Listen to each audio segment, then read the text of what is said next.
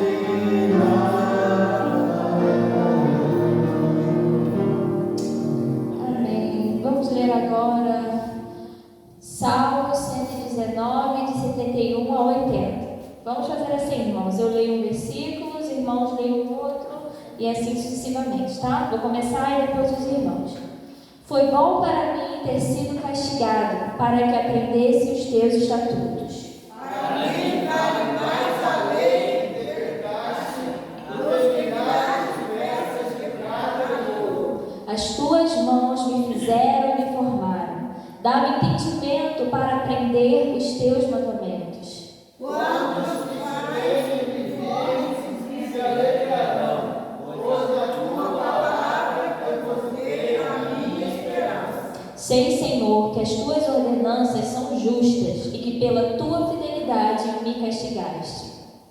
Seja o teu amor leal o meu consolo, conforme a promessa que fizeste ao teu servo.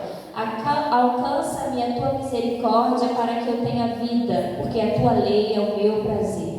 Sejam humilhados os arrogantes, os prejudicados sem motivo. Eu editarei a eles os seus preceitos. Venham apoiar-me aqueles que te temem, aqueles que conhecem os teus testemunhos. Seja o meu coração íntegro para com os teus estatutos, para que eu não seja humilhado. Glória a Deus. Vamos continuar louvando o Senhor agora com um cântico Deus, somente Deus.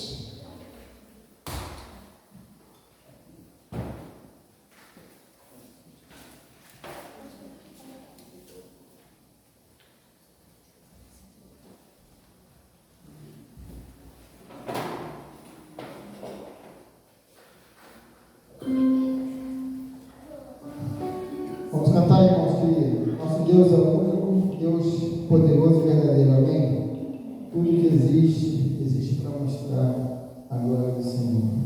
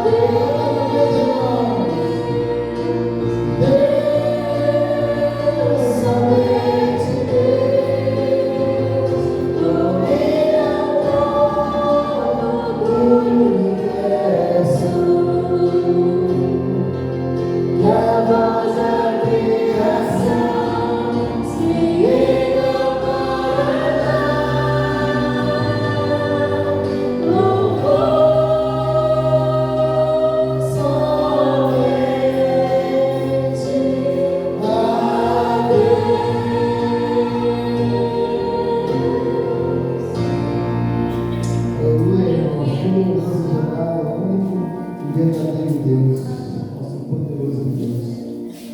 Vamos cantar que para adorar, a gente não pode simplesmente chegar e adorar, né, irmãos? Existe um caminho para a adoração.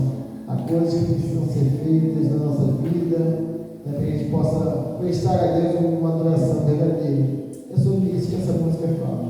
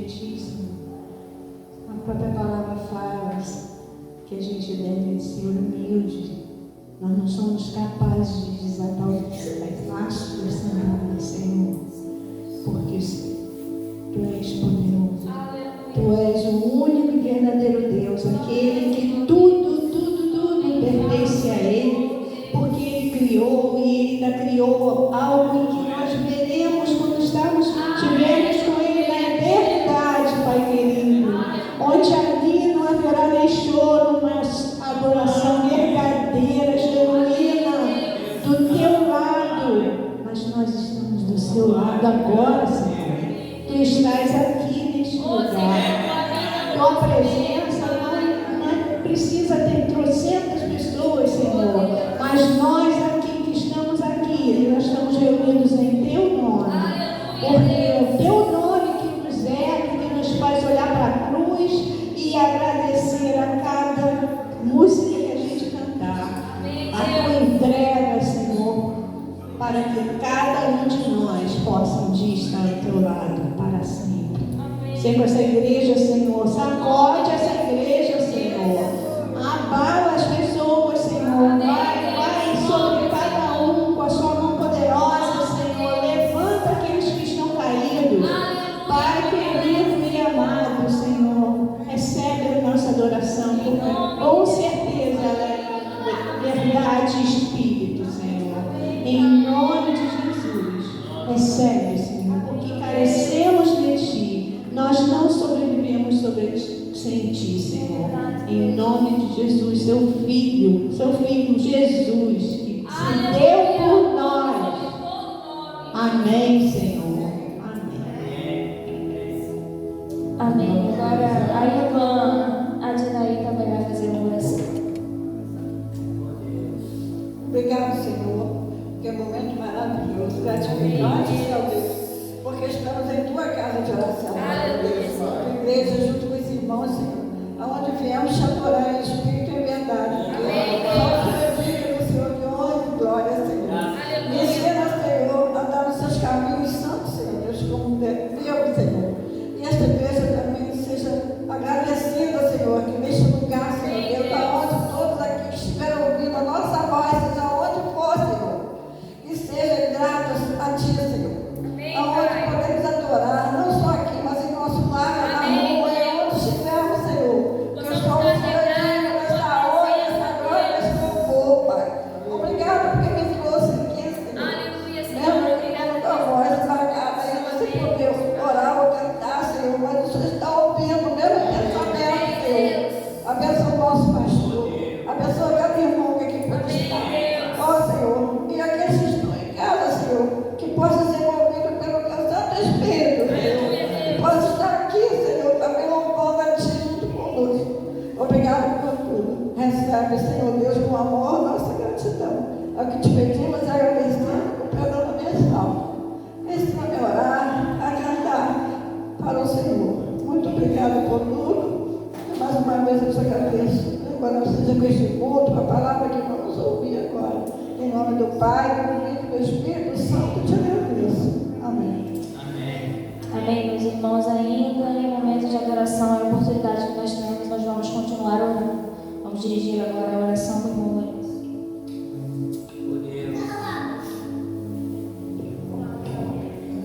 Bondoso Deus, te louvamos, Senhor, Pai, nesse momento aqui na sua casa, buscando a sua face, suas bênçãos, Senhor, agradecendo as bênçãos também, Senhor, que já foram tantas e às vezes percebidas, livramentos, que possa vir, Senhor, abençoar cada família aqui representada, sei com os irmãos, Senhor, com o pastor, a sua família, abençoando, Senhor.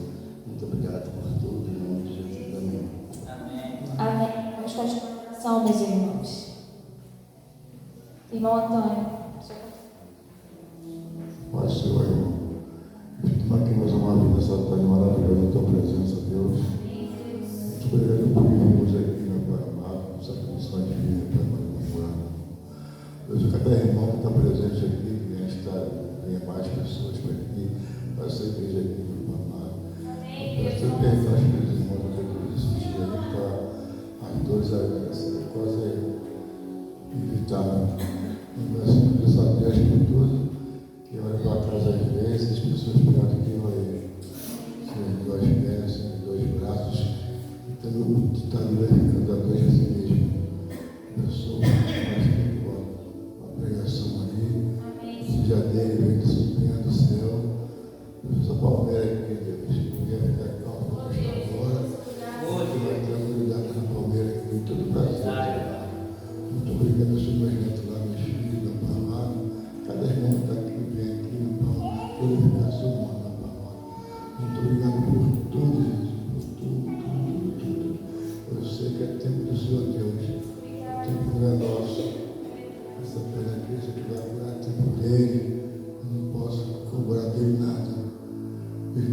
Graças a Deus, mais um dia de vida para mim, para todos nós que estamos aqui.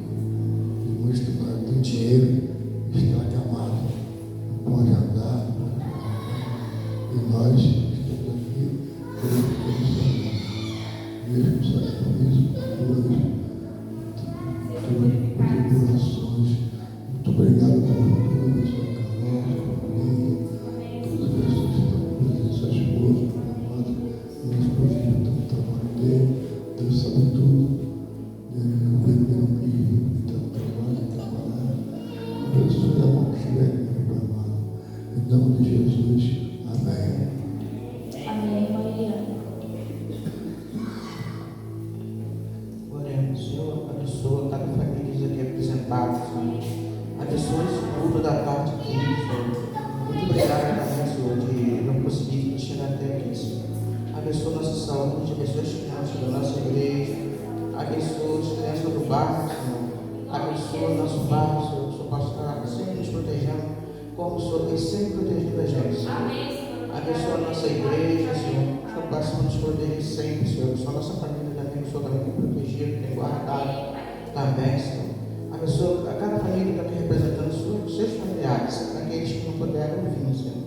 Assim, quando nós chegamos aqui, Senhor, a gente possa chegar em casa na paz, Senhor. Abençoa a nossa tarde, em nome do Senhor Jesus Cristo. Amém. Amém. Agora, irmã Márcia. Obrigada, Deus, por estarmos aqui na tua casa. Te agradeço, Senhor, te louvo por tudo, pela vida, pelo amor, pelo carinho e cuidado que tem por nós. Te agradeço, Senhor, por tudo. Te agradeço, Senhor, por essas crianças que estão aqui presentes, ó Deus. Que o Senhor possa continuar abençoando todas as crianças da comunidade também, Deus. Obrigada por tudo. Em nome de Jesus, amém.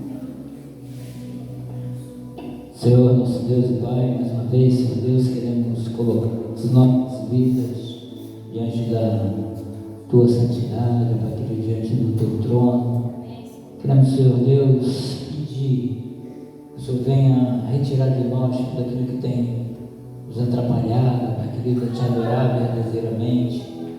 Assim como cantamos, ó Deus, a semente que tem que brotar.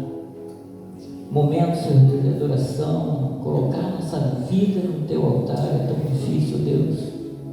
Nós temos que morrer para o mundo e viver em paz.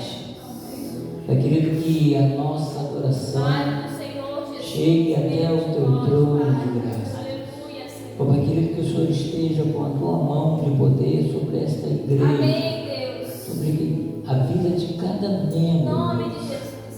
Pai querido, que o Senhor esteja abençoando os lares de cada representante das membresias desta igreja. Ó Deus, que o Senhor tenha misericórdia de nós. Que o Senhor continue derramando as suas bênçãos sobre nossas vidas, Senhor Deus. Pai querido, cuida, Deus. Ó Pai querido, do anjo que o Senhor colocou aqui nesta igreja, Deus. Pastor Rafael, receba de Ti, ó Pai querido, toda a graça, todo o favor, toda a misericórdia que o Senhor tem para dar a Ele, Deus. E que Ele possa continuar sendo, Pai querido, o porta-voz da Tua. Em nome de Jesus. Ó Deus querido, usa grandemente a vida do Pastor Rafael. Amém, Senhor. Que ele continue sendo usado por Ti. Amém, Que ele continue sendo vaso de bênção em Tuas mãos. Oh Deus, toma ele em Tuas mãos, derrama sobre ele toda sorte de bênção e que ele continue, Senhor Deus, trilhando e buscando a Sua presença. Amém, Pai. Deus, derrama sobre essa igreja o Teu favor, a Tua misericórdia. Te pedimos, te agradecemos, não porque somos merecedores ou por algum merecimento, mas em nome daquele que veio, morreu, verteu o Teu sangue precioso. É nesse nome que nós te pedimos, é nesse nome que nós te agradecemos. O nome santo de Jesus, que vive e reina para todos sempre. É nesse nome poderoso que nós te agradecemos. Amém. Amém. A última oração eu vou pedir para que Júlia faça, para que a gente continue em adoração. Senhor nosso Deus, Pai, muito obrigada, Senhor, pela oportunidade, Senhor, de estar na Tua casa, Senhor, pela oportunidade de Te adorar, Pai. Muito obrigada pela oportunidade de mais um dia, Senhor, de poder entregar minha vida em Tuas mãos novamente, Senhor. Eu venho te pedir pela Tua igreja, Senhor, eu venho te pedir pelos irmãos reunidos aqui, Pai, que nós possamos quebrantar o nosso coração sempre, Senhor, perante Ti, Senhor, perante a Tua presença, Pai. Que nós possamos ter nossos ouvidos abertos, Senhor, para escutar claramente a Tua voz, Senhor. Que nós possamos entender claramente o Teu querer em nossas vidas, Pai. Que o Senhor possa direcionar os nossos caminhos, Senhor, para ampliar cada vez mais a Tua igreja, Senhor. Fisicamente, Senhor, mas espiritualmente falando, Pai. Que nós sejamos unidos, Senhor, como parte do Teu corpo, Senhor. Eu te peço, Senhor, que cada oração, Senhor, espera de verdade, Senhor, que cada oração, cada cântico aqui chegue perante Ti, Senhor, contigo suave, Pai. Que chegue cheio de amor, Senhor, cheio de alegria, Senhor, que nós possamos estar assim, Senhor, perante Ti sempre, Pai. Com o coração aberto, Senhor, entregue, Senhor, a Ti sempre, Senhor. Esteja conosco a todo momento, Pai. Esteja com as crianças, Senhor, dessa igreja, Senhor. Esteja com os enfermos, Senhor. Cuide do coração de cada um, Senhor, mesmo que nós não falemos dos nossos problemas, Senhor, Pai. O Senhor sabe de tudo, Senhor. Esteja conosco, Senhor, a todo momento. Amém. Vamos cantar, irmãos, ao orarmos.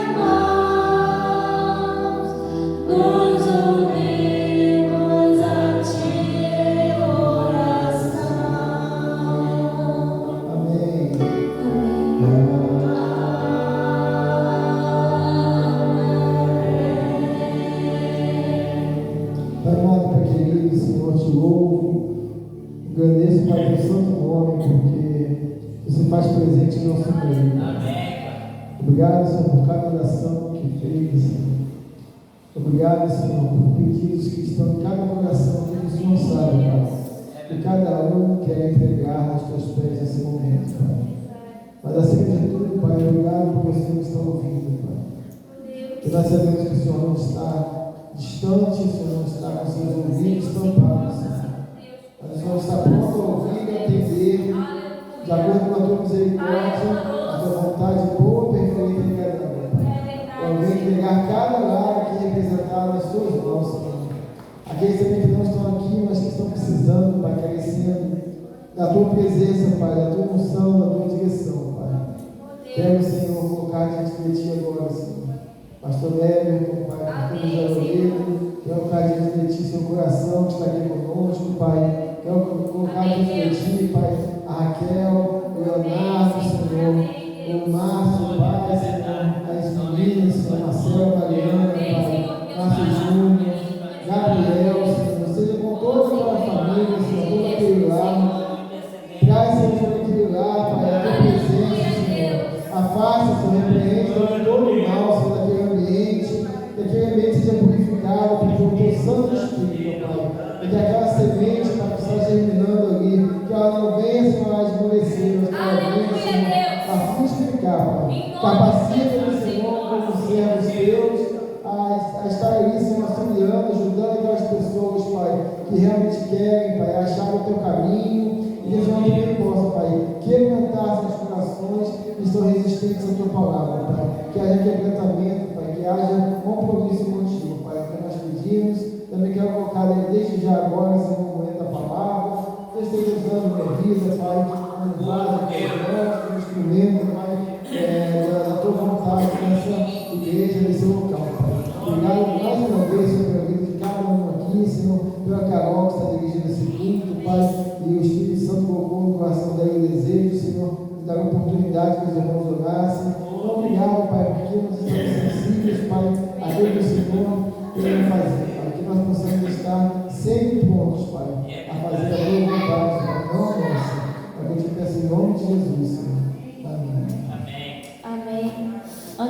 palavra do pastor, só vou dizer algo aos irmãos que está no meu coração.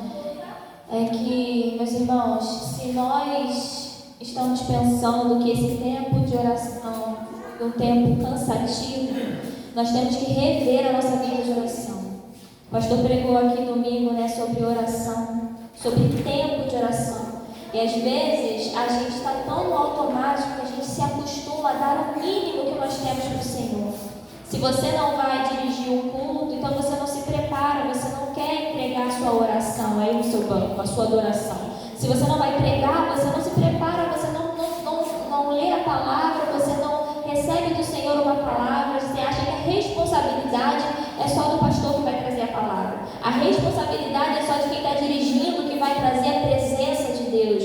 Eu quero dizer aos irmãos que a responsabilidade de adoração é nossa, é individual. Cada um de nós temos a responsabilidade de nos apresentarmos ao Senhor com o nosso coração quebrantado, sincero, rendendo a Ele o que Ele é digno de receber. Nós chegamos aqui, nós estamos preocupados com o tempo que nós temos que ir embora, nós estamos preocupados com o nosso telefone, nós estamos preocupados com a criança que está fazendo barulho, nós estamos preocupados com o bairro, e a única coisa que nós temos que nos preocupar é se nós estamos verdadeiramente na presença do Senhor.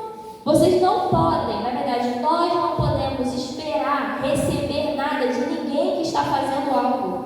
Nós temos é que entregar. Quando nós viemos à casa do Senhor, nós viemos para entregar. E não ache, meus irmãos, que o Senhor, nosso Deus, poderoso, magnífico, grandioso, recebe qualquer coisa, porque Ele não recebe. Assim como nós estamos diante de um juiz, a gente não chega de qualquer jeito. Quando nós estamos diante de alguma autoridade, a gente não fala de qualquer jeito. Diante do nosso Deus não é diferente. Na verdade, é ainda muito mais intenso a questão da honra, do temor, da devoção que nós temos que ter. Devemos apresentar o nosso culto, e nosso, eu digo, individual. Cada coração o Senhor tem contemplado. Se você está entregando ao Senhor o seu culto em espírito e em verdade, com o seu coração quebrantado, o Senhor está recebendo e você também está recebendo a presença do Senhor. Mas se você não está, busque agradar o coração do seu Pai. Assim você vai sentir a presença do Senhor. Não é com músicas milaborantes, não é com um culto totalmente diferenciado que nós sentimos o mover do Espírito, não. É quando nós entregamos, é que nós recebemos. Amém, meus irmãos? Deus te abençoe. Amém, irmã Carol. Boa tarde a todos. Tudo bem, meus irmãos?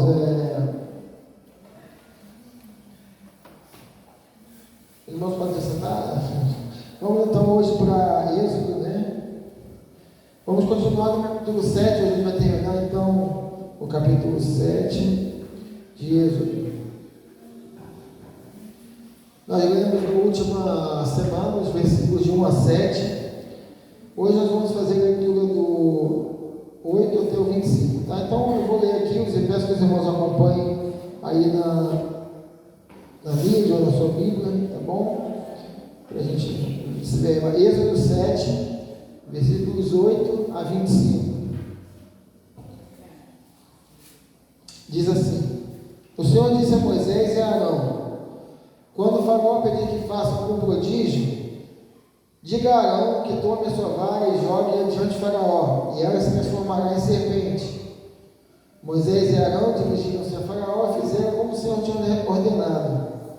Arão jogou a vara diante de Faraó e seus oficiais, e ela se transformou em serpente.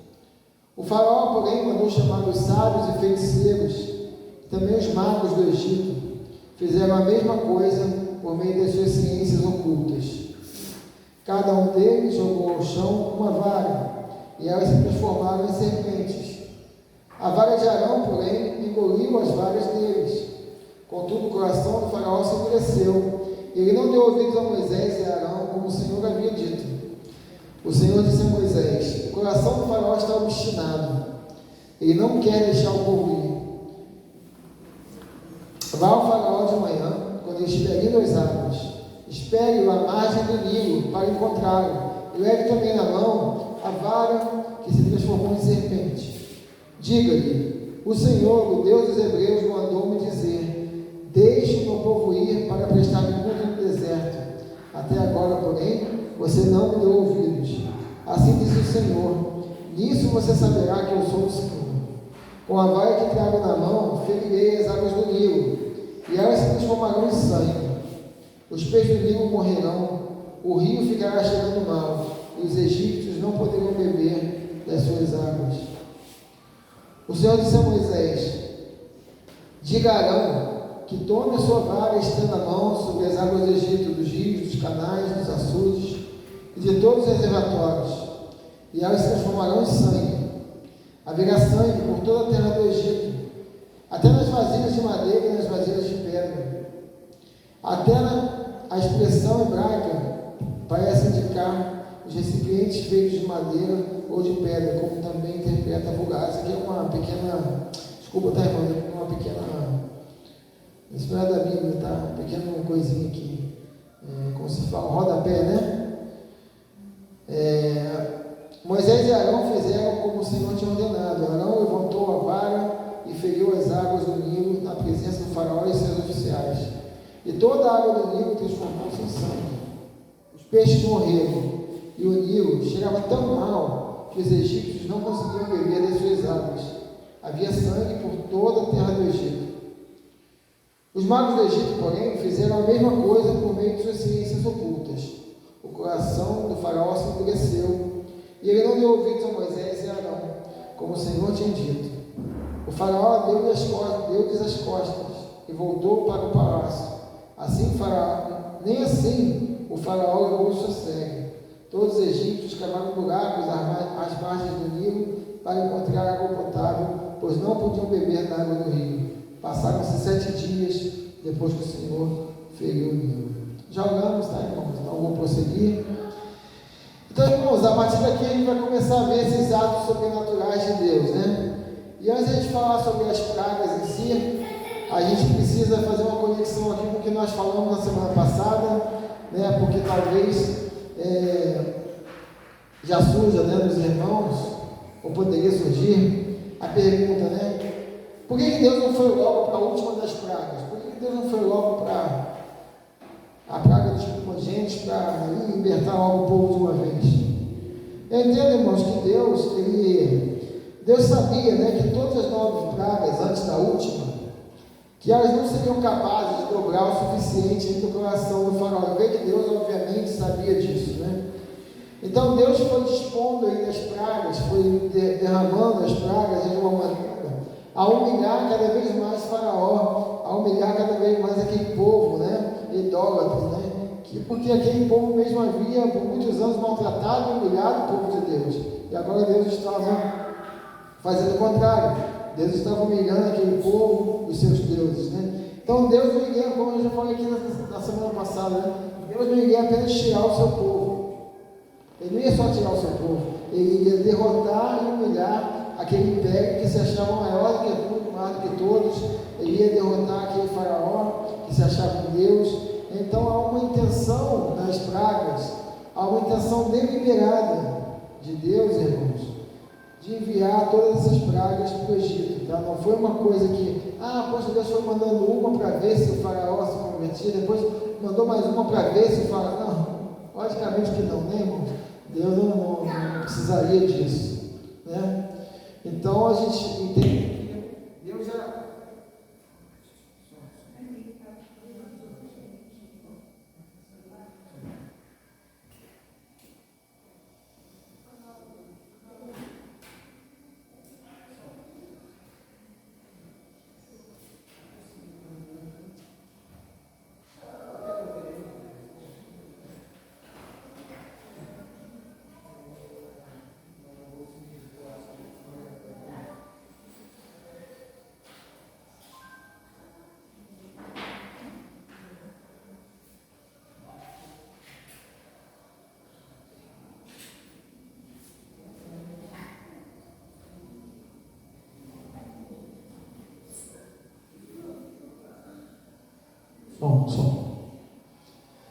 Então, irmãos, Deus não ia só tirar o seu povo, né? Ele ia fazer algo ali primeiro.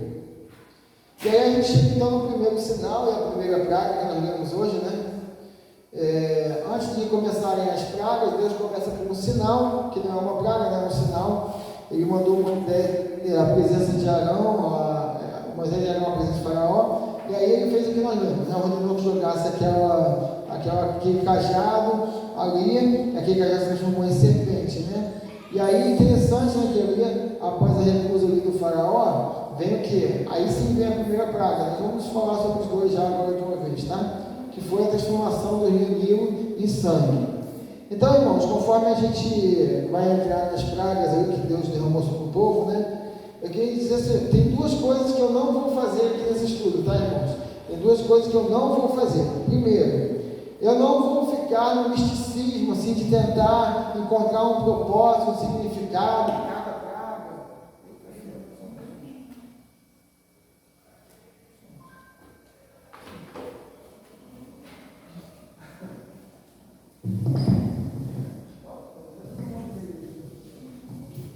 Então eu não vou ficar tentando assim achar um propósito, tipo assim, vamos ver o que o sangue do Nilo significa, tá? Nada assim, a gente fica, nada de misticismo, assim, nada de ficar tentando achar coisas que não estão claras no texto. A primeira coisa é essa, não vou fazer isso. A menos que realmente a gente perceba que há algo muito óbvio, como na 10ª praga, obviamente vai ter, na morte dos primogênitos há um significado, tudo e tal. Mas não vamos ficar inventar o que não está escrito. Isso eu não vou fazer. Segunda coisa, eu também não vou ficar tentando trazer aqui para os irmãos explicações científicas para cada fenômeno desse, tá? Tem gente que acha que cada um tem correlação com o outro e tal. Eu vou ficar também aqui Aí vocês vão lá para o Rodrigo Silva, lá se vocês quiserem. Até porque eu não concordo muito com essas colocações, mas não com ele, nessa parte. Né? Vamos ver se voltou. Vou tentar de novo. Então, irmãos, vamos lá. Deu para entender então? Então nós vamos ficar, o que é o sangue, o que é, não sei, não vou ficar fazendo isso, também não vou tentar explicar, o sangue foi porque os peixes morreram, aí encheu, porque tem gente que quer ir para esse lado, tá? Não vou entrar nesse lado. Então, irmãos, eu entendo que tanto o sinal da serpente, né, eu vou dar a minha visão, né, eu entendo que tanto o sinal da serpente quanto o sinal de todas as pragas, eles foram sobrenaturais, atos sobrenaturais de Deus. Entendeu? Acho que a gente não tem que ficar procurando explicação. Porque o rio se derramou em sangue porque os peixes morreram, na verdade, e aí o rio com sangue, os peixes e tal, fez as rãs se levantarem do rio, as rãs morreram, vieram as moscas. Aí tem gente que quer fazer esse tipo de explicação aí. Eu não penso que é por esse lado, não, irmãos. Né? Bem claro que o rio se tornou em sangue aqui quando Moisés encostou ali o cajado. O cajado milagroso, né? Esse cajado era um símbolo. Ainda não existia tabernáculo, ainda não existia nada disso, irmãos, nessa época. Não existia nada disso ainda. Santo dos Santos, Arca da Aliança, nenhum daqueles símbolos que mais para frente vão simbolizar a presença de Deus, o poder de Deus, ainda não existiam.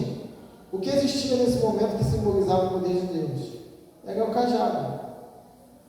Então esse cajado vai encostar ali e vai se tornar em sangue. É isso que a palavra de Deus diz, é isso que eu creio. Então, tanto a questão da serpente como a questão dessa primeira praga que a gente leu hoje, né, foram executados então, né, com o intuito de exaltar a glória de Deus. Sempre isso. E humilhar a soberba de Faraó que se achava com Deus. Então, irmãos, por mais que esses sinais pareçam assim, né, algo muito maravilhoso, meu Deus, que milagre, coisa, que prodígio realmente, como está escrito ali, né? Tem uma informação muito interessante nesse texto que a gente leu hoje, e que vai acontecer também na segunda praga das rãs. E qual é esse detalhe, irmãos? É que Faraó chamou os sábios, os magos do Egito, e eles conseguiram repetir o prodígio da serpente, o prodígio da água e sangue e o prodígio da rã, que nós vamos ver mais tarde, que eles também conseguiram repetir. No próximo capítulo nós vamos ver isso, né? Então, antes de a gente entrar na conclusão que eu quero fazer de tudo isso, a gente precisa esclarecer um pouquinho mais esse fato aí, né, sobre os sábios e os feiticeiros. Então vamos lá. Existem duas linhas de interpretação, irmãos, sobre esse fato, tá? A primeira é de que aqueles homens eles eram homens inteligentes, eram homens estudiosos da época e que eles já eram muito experientes em fazer truques que enganavam, né, tanto o faraó quanto a população. Eles faziam truques para, como tem muito charlatão hoje em dia, né? Até hoje em dia nas igrejas tem isso, a pessoa vai lá com a cadeira de roda, aí se levanta, mas aqui já tudo combinado, depois ela passa lá, pega o faz-me rir e está tudo certo. Então isso acontece até hoje, né? Então esperto já tem há muito tempo. Então uma das vertentes diz isso, né? Que aqueles milagres que eles imitaram poderiam ser truque de mágica. Então, por exemplo, aí eles levantam hipóteses, né? Que existiam encantadores de cobra naquela época, que tinham lá um jeito de deixar a cobra durinha, assim, como se estivesse morta, que ela parecia um cajado, e quando eles jogavam, eles faziam algum comando ali, algum som e tal, que fazia ela, né, amolecer e voltar ali e se tornar cobra de novo. Não sei, né? É uma linha de pensamento que segue por esse caminho aí. Transformar uma água em água vermelha, eles poderiam de repente fazer isso também com corante, alguma coisa assim, poderia ser feito, né? Enfim, então essa é uma das vertentes. E qual é a outra linha de pensamento, né? E seria então a linha de pensamento de que aquilo que eles estavam fazendo ali estava envolvendo o ocultismo, estava envolvendo a magia negra, estava envolvendo realmente coisas satânicas, né? Eles estariam agindo ali no poder realmente de Satanás. Então, irmãos, eu acho que essa teoria também não pode ser descartada, né? A gente vê que no próprio Jardim do Éden, Satanás ele veio como uma serpente, disfarçado de uma serpente, né? E a gente vê que, debaixo da permissão de Deus também, o diabo fez coisas terríveis ali na vida de Jó, né? Então, coisas que não eram naturais, ele usou, inclusive coisas da natureza para fogo e tudo mais, e para queimar as coisas de Jó, destruir as coisas de Jó. Então, Deus permitiu, mas o diabo teve esse poder de fazer isso. Então, eu não tenho nenhuma dificuldade também em entender que Satanás pode também agir de forma sobrenatural, irmãos. De maneira nenhuma a gente está aqui comparando o poder de Satanás ao poder de Deus. Não é isso que nós estamos fazendo. Mas também não podemos, afirmar que Satanás não tem. Afinal de contas, ele é o príncipe desse mundo, né? Então, ele foi dado sim o poder a ele para que exatamente ele faça oposição a Deus, né?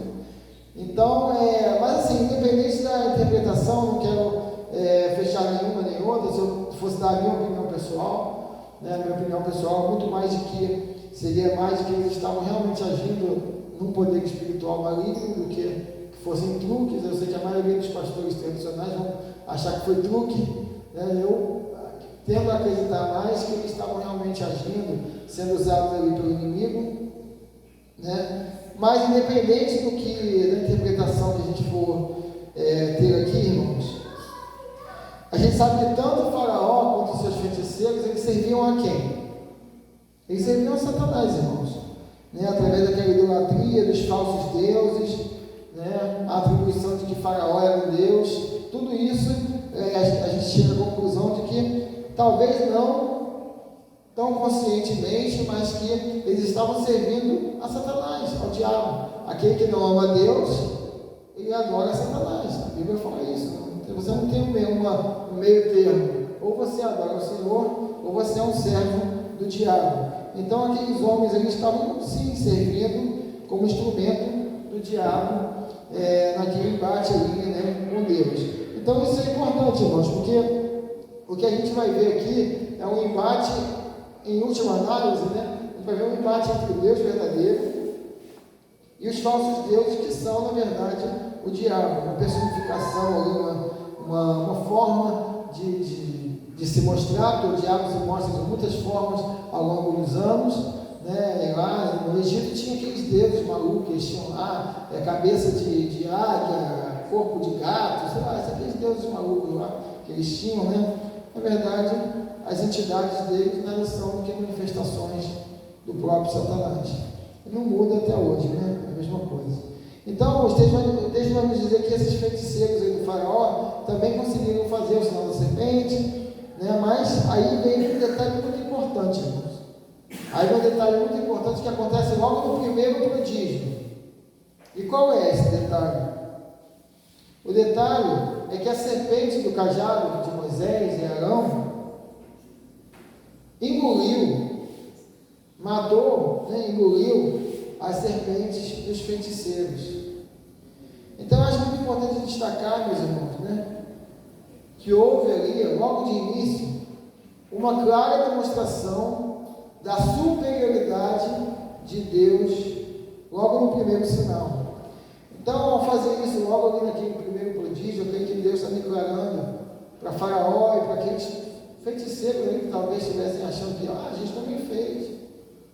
Né? Deus está declarando para eles o seu poder, a sua vitória. Então Deus está dando a Faraó, né? E eu acho que está dando também a Moisés e Arão, porque eles devem ter ficado, quando devem vir ali também os outros fazerem aquele prodígio, né? Eles devem ter ficado assim, e agora? E agora? Aí daqui a pouco vai lá, né? A cobra, a serpente do Senhor, vai lá e derrota a do inimigo. Então acho que até para Moisés também, né, que ele serviu como uma mensagem de vitória do Senhor, né, de que Deus era com eles e de que para Faraó resistir seria uma perda de tempo, e para Moisés ele tinha que confiar, ele tinha que crer no Deus que estava mandando ele à frente. Então acho que essa é a mensagem mais importante desse trecho que nós lemos aqui, irmãos, né, porque essa passagem vai nos mostrar, né, como que Deus, um pequeno gesto ali daquela questão da serpente ali, né, mostrou que nenhum poder, e isso é importante a gente aprender aqui, nenhum poder, seja humano ou diabólico, está acima do poder de Deus. Nenhum poder, seja humano ou diabólico, está acima do poder. Não importa, irmãos, se eles fizeram aquilo no truque, se eles fizeram aquilo no poder de Satanás, o que importa é que Deus venceu. Deus mostrou que Ele é maior. Então, quando a gente está debaixo da autoridade de Deus, irmãos, não há poder, não há principado, potestade, né, muito menos de homens, para disputar com o nosso Deus. Não há poder de homem algum, nem de Satanás que possa disputar com o nosso Deus. Então, não há presidente, não há rei, não há patrão, não há vizinho, não há centro espírita nenhum que possa bater de frente com o poder de Deus. Amém, irmãos? Eles podem até apontar, né, os truques, as artimanhas deles, talvez tentando enganar alguns de nós, né, mas nós que somos filhos de Deus, temos que estar firme e confiante, irmãos, de que o Deus a quem nós adoramos, Ele é superior a todo qualquer adversário que se levante contra nós. Amém? Ele é maior, irmãos. Então, mais uma vez, é preciso entender que Deus não errou. Deus não errou ao fazer os sinais na ordem que Ele fez. Deus não errou. Deus não se frustrou. Poxa vida, que pena. Fiz o sinal da serpente, ainda assim, Faraó não aceitou. Pelo contrário, todas as vezes que acontece isso, o próprio texto fala para a gente, conforme Deus havia dito, ou seja, Deus já havia falado, olha, vai lá, vai fazer isso, e Ele vai endurecer o coração. Então não é que Deus foi pego de surpresa, poxa vida, agora vou ter que inventar mais uma praga, agora mais uma. Não, isso é muito importante a gente entender isso, irmãos. Tudo já estava nos planos de Deus. Então o que Deus vai fazendo não é para trabalhar, Ele não está precisando inventar uma coisa nova, Ele está trabalhando isso nas pessoas. E aí que acho que a gente precisa começar a pensar, né, nessa parte do Êxodo, pensando na nossa vida, porque imagina só, você põe no lugar de Moisés, ou você põe no lugar do povo. Vamos pensar em Moisés, fica mais fácil, porque ele era o cara que estava de frente ali, né? Pensa só, Deus chama Moisés para fazer uma missão. Aí agora você coloca no lugar de Moisés, Deus te chama para fazer uma missão. Deus te dá um direcionamento. Deus te dá uma visão, uma palavra. E aí você vai lá cumprir aquilo que Deus mandou. E aí, Deus fala assim, agora faz isso. Aí você vai e faz e aquilo não surte efeito. E aí você começa a pensar, mas que Deus é esse? Se Deus está doido? Se Deus está me falando as coisas não estão acontecendo, eu estou fazendo o que Ele está mandando, as coisas não estão acontecendo. Aí esse Deus vai te dar um outro direcionamento, mais um. Aí você vai, segue aquele direcionamento, achando que agora vai. Porque veio a primeira praga, de repente Moisés pensou, não é possível, agora ninguém ficou 7 dias aqui sem água nesse rio, não é possível, agora vai acontecer. E aí, se coloca agora no lugar de Moisés. Talvez você esteja pensando, não, mas eu fiz tudo que Deus mandou. E por que a coisa ainda não aconteceu? Então é aí que eu quero chegar, irmãos. Deus, Ele é um Deus para nós. Muitas vezes o que Deus faz é um mistério. A gente até falou sobre isso, cantou sobre isso hoje aqui, né? Os seus mistérios que jamais um dia conheceu, a gente cantou isso hoje aqui. Eu nem pensei nisso, irmãos. Não, para não dizer que eu não pensei nisso, eu primeiro escolhi a música e depois eu vendo a letra, eu pensei, caramba, tem a ver com o que está na mensagem. Vou dizer que, mas não foi proposital, eu escolhi a música e aí eu pensando, caramba, essa música tem tudo a ver com o que vai ser falado hoje. E é isso, irmãos. Os desígnios de Deus, a forma como Deus faz, às vezes a gente não entende, não vai entender, irmãos. Porque Deus está trabalhando em coisas e pessoas que às vezes você nem imagina. Deus está usando ali Moisés, Arão e o próprio povo, porque, preste atenção, irmãos, enquanto tudo isso está acontecendo, e as pragas vão demorar um tempinho para ir acontecendo, o povo está lá, esperando, sofrendo, continuando debaixo da escravidão. E talvez muitos do povo ali pudessem estar pensando, mas por que esse cara vai toda vez lá, faz esse monte de coisa e nada está acontecendo? Que Deus é esse? E às vezes a gente pode passar pela mesma coisa, irmãos. Mas, por isso que eu acho que aquele primeiro sinal, você vai ver que nos outros sinais depois, eles imitaram o sangue, eles vão imitar a questão das rãs, aí a partir daí já não conseguem mais. Então Deus, Ele vai trabalhando o que? O coração do faraó, o coração daqueles homens, o coração do povo egípcio. Mas enquanto isso, o povo hebreu ainda está sofrendo. Ainda está sofrendo. Talvez você, às vezes, passe por uma situação semelhante. Deus está fazendo coisas e você talvez não está vendo ainda o resultado, mas Deus já está trabalhando, irmãos. Talvez de uma maneira que você não esteja entendendo. Às vezes a gente tem parentes não crentes, parentes afastados, e a gente pensa assim, poxa, mas Deus está parado. Deus não está falando, Deus não está agindo. Eu oro a beça por essa pessoa e parece que Deus não está agindo. Mas às vezes Deus está trabalhando, irmão. Deus está quebrantando o coração dessa pessoa, está chegando lá. Sabe uma coisa? Deus sabe chegar no coração das pessoas de uma maneira que nós não sabemos. Deus, Ele sabe sondar o coração. Deus, Ele sabe qual vai ser a resposta das pessoas, melhor do que nós. Então, o que nós podemos fazer é fazer o que Moisés, agora parece que Moisés finalmente entendeu a coisa, né? Que ele para de questionar, ele não estava questionando mais. Deus manda fazer, ele vai lá e faz. Ele está começando a entender quem é Deus. Né? Lembra que eu falei lá na segunda ou terceira pregação, Moisés não conhecia Deus, irmãos. Agora ele está começando a conhecer. Então ele já não questiona mais. Depois da serpente ali, Deus já falou, olha, está vendo, Moisés? O cajado, essa serpente que eu te dei, engoliu a deles. Então fica tranquilo, porque mesmo que eles repitam o que você fez, eu estou acima deles. Então Deus já está declarando que a vitória já está nas mãos dele. Só que ela só vai acontecer quando Ele quiser. Quando Ele quiser. Quando Ele tiver terminado o que Ele tem para fazer na vida do faraó, na vida do povo do Egito, na vida daqueles religiosos lá. Então Deus estava trabalhando. E assim também na nossa vida.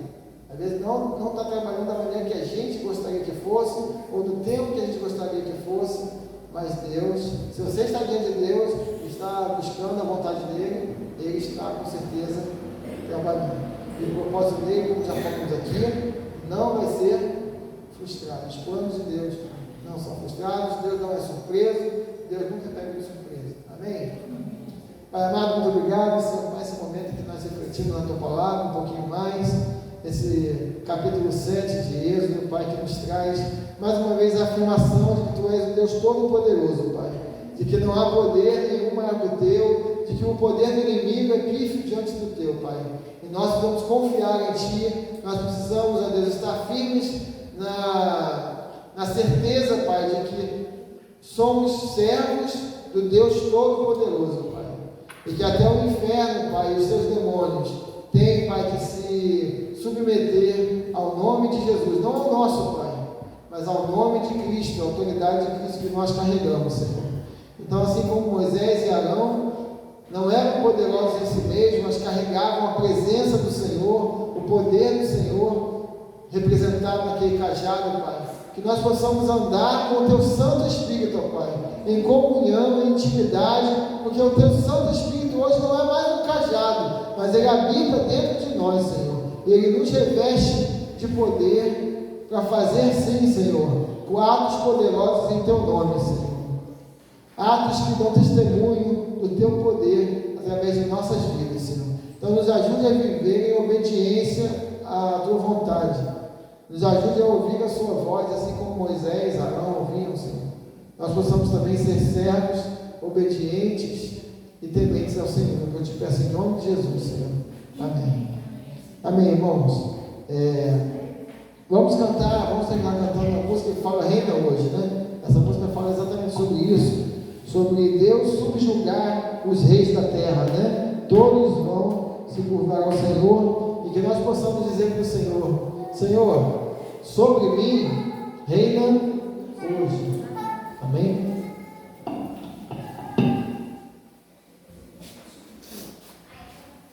Vamos ficar de pé, irmãos?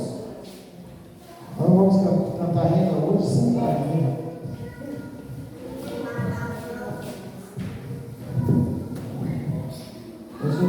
Não canta nem o hino nacional na escola, as crianças não cantam sentadas. Eu tenho que sentar aqui, mas se a gente precisar, você está fazendo tempo. Vamos cantar então, irmãos. A bela música.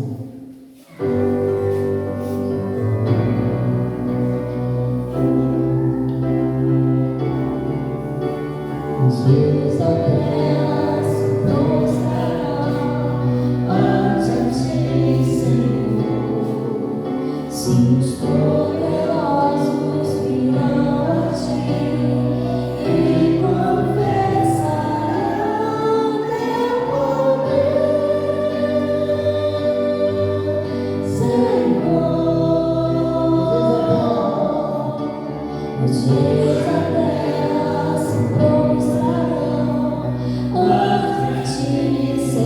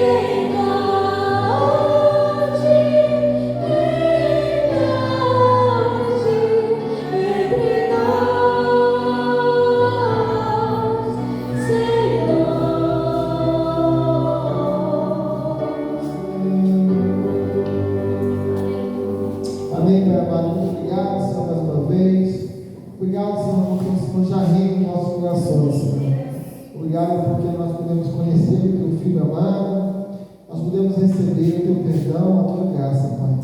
E hoje nós somos súditos do Teu reino, Pai. Nós coroamos a Ti como Rei dos Reis, Senhor dos Senhores, como Tu já és, Senhor. Mas aceita o nosso reconhecimento, Pai. Aceita o nosso coração humilde, Senhor, na Tua presença, reconhecendo aquilo que o Senhor é para nós, nosso Pai querido, nosso Deus verdadeiro, Pai, aquele que nos guia, nos sustenta, Pai, a quem nós devemos tudo que somos, Pai. Para que possamos viver para Ti, por Ti, Senhor, hoje e sempre. Nos ajude a viver para a honra e glória do Teu santo nome, Pai. Agora nos despede dos nossos lugares, guardados pela Tua presença, Pai. Abençoa mais uma vez cada lar aqui representado, Pai. Abençoa, Pai, aqueles que estão trabalhando no retorno hoje para os seus lares, Pai. Guarda de todo mal, Senhor. O Senhor nos acompanha durante esse restante da semana, nos dando uma semana abençoada pela Tua presença, para que possamos chegar aqui no domingo, Senhor, repletos de Ti, Senhor. Como a irmã Carol falou, não para receber, mas principalmente para retornar, dar de volta a Ti, Senhor, agradecimento, uma adoração verdadeira, um coração agradecido por tudo aquilo que nós já recebemos, Pai. Então, muito obrigado, Deus. E agora, Pai, que o Teu amor, que a graça do Teu Filho Jesus e as consolações do Teu Santo Espírito estejam conosco aqui reunidos, com todo o Seu povo espalhado sobre a face da terra, hoje e para todos sempre. Nós dizemos amém, irmãos. Com Deus. Domingo estamos aí, tá bom? Escola bíblica não, café da comunhão. Não vai ter essa também, meu Deus? Ih, vai sentir falta, né?